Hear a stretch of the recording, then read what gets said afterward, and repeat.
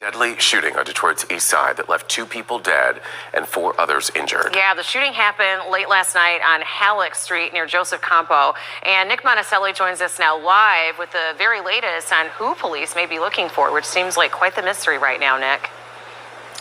Yeah, see, and that's the problem, is that normally right about now they'd have some kind of idea. We'd be passing along suspect information or why the shooting happened at all. Right now, even the detectives don't know. Now, listen, man. That's just hogwash what he just told us, man. This is not uncommon.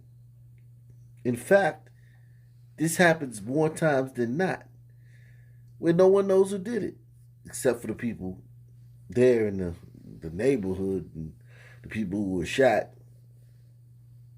But, I mean, we know who did it, but exactly who did it.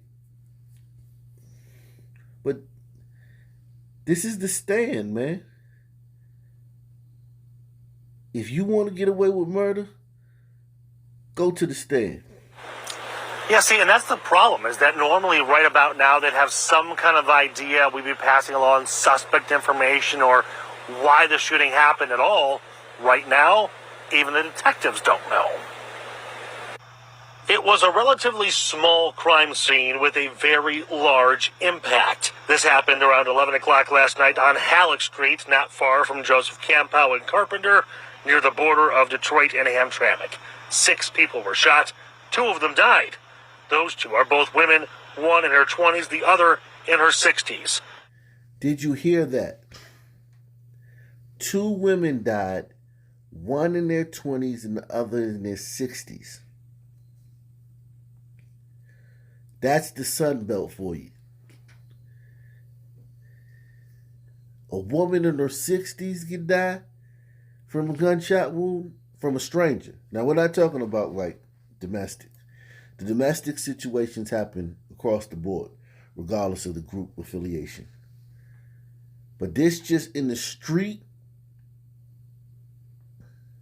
you're having a family gathering, grandma's out there. Oh, baby, yeah, my cornbread. Can't nobody cook cornbread like me.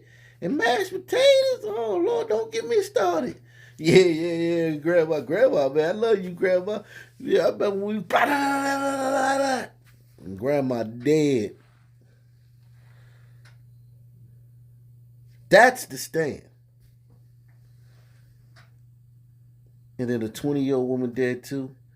And I guarantee you, both of them was woke. We know the boomer was woke. The 60-year-old, we know she was woke. I just love what these kids is doing nowadays. It reminds me of back in the 60s when I used to march with Martin, with Dr. King. And you know the young one was woke too. They killing our kings for no reason. Can't even step out your house without getting hunted. You ain't lying, sister. 6 people were shot. 2 of them died. Those 2 are both women, one in her 20s, the other in her 60s. The other victims are both males and females, ranging in ages from late teens to early 60s. Those who could ran away, so detectives have very little to go on. Right now we have no information. Nobody was here at the scene when we got here. The victims were all privately conveyed. Everybody scattered when the police arrived. We just don't know what happened. We were looking for the community to come forward. Now, if you look behind the racist, state-sanctioned killer of Sun people, the guy who only joined the police department so that he could terrorize the Sun community, if you look behind that guy, you'll see 2 sister cops. Now, those sisters go to the scenes every day of some woman getting knocked upside the head, shot, killed, stabbed, whatever. And they got to hear about how they the problem in the community. from other sisters.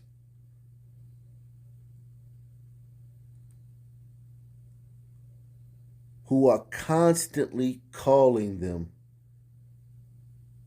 because some son man is shooting at them, punching them, harassing them, or something. Salute to those two sisters, because not only are they son cops, but they're female son cops. And they gotta hear about sellout, Uncle Tom, bed moderator. They got to hear all that stuff, man.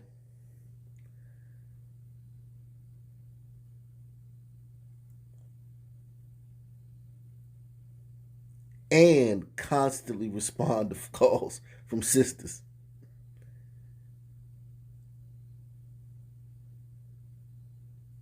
And they're probably woke too. Like I showed you with the video I did on the Philadelphia police chief, the woke Philadelphia police chief. These sisters are probably woke too. Because it's just a reflex. Right now, we have no information. Nobody was here at the scene when we got here. The victims were all privately conveyed. Everybody scattered when the police arrived. We just don't know what happened. We were looking for the community to come forward. Hours later, tow trucks came to haul away vehicles hit by the gunfire as well. You could also see bullet holes in the front window and shattered glass next to that. So was this a random shooting? Not likely. Was it targeted or a fight that got way out of hand? All possibilities investigators are sorting through. But to be able to sort through those possibilities, the investigators, the detectives here at the 11th Precinct, again, are going to need some help. If you know anything, saw anything, heard somebody talking, saw a vehicle driving erratically out of that area, please call the Detroit Police Department. We're live this morning. Nick Monticelli, Local 4 News today. Tonight, a local family grieving the death of a loved one is now grieving for a second time. Police tell Fox 5 a family feud following a funeral ended with one man dead and another in jail. And as our Denise Dillon explains, this violent scene played out in a public park. Family members had gone to Oakland City Park in southwest Atlanta after the funeral of Tony Andrews. It was supposed to be a time to console one another. Instead, a deadly fight broke out. Just buried his daddy, and they finna bury him too. Jarvis Tucker is in disbelief. She came to Oakland City Park for a family gathering after the funeral of her brother-in-law, Tony Andrews. As soon as she showed up, she saw homicide investigators.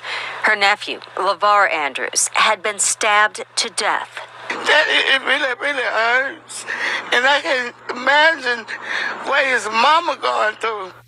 I'm sorry, man. It's just the oddest thing. You just never see tears.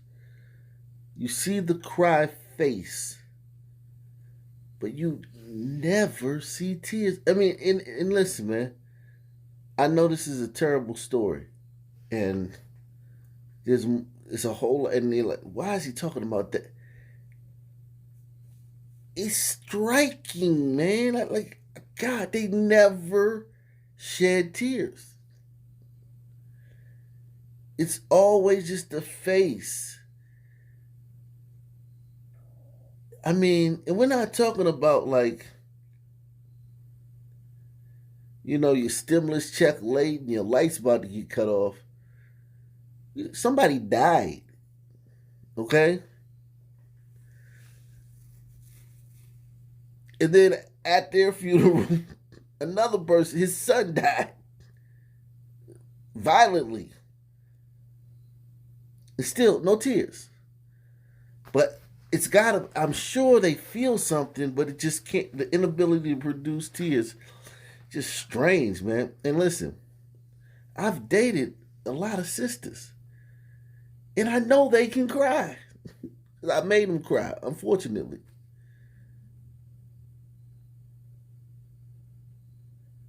I know they can cry.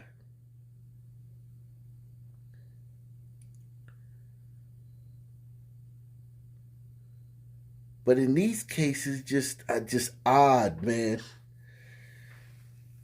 Strange, Jack.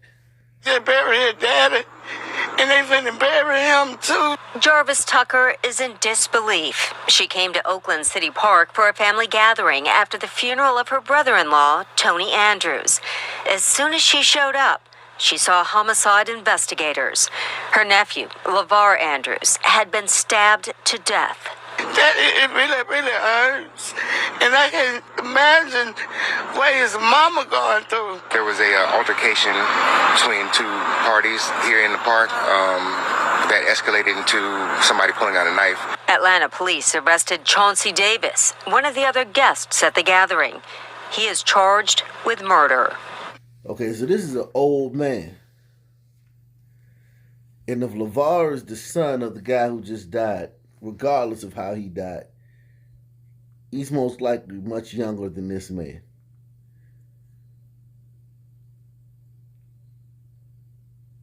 So did he jump on this old man and this old man pull a knife, or did this old man just attack him at like a celebration of his father's life? Like, I don't, it's just odd, man. But one common denominator is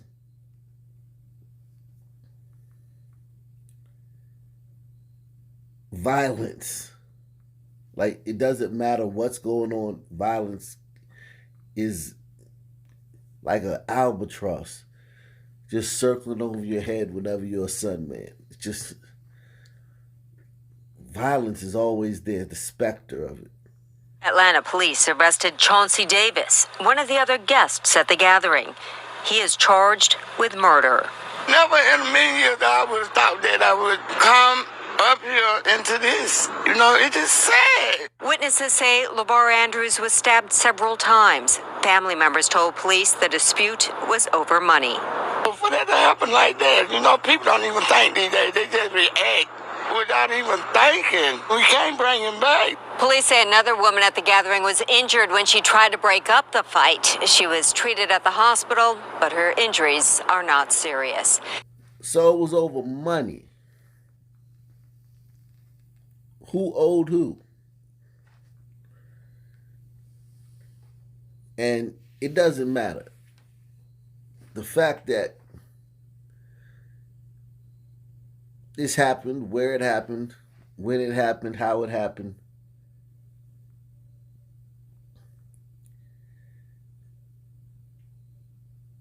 it's not surprising, it's not shocking. Just another day in the stand, man.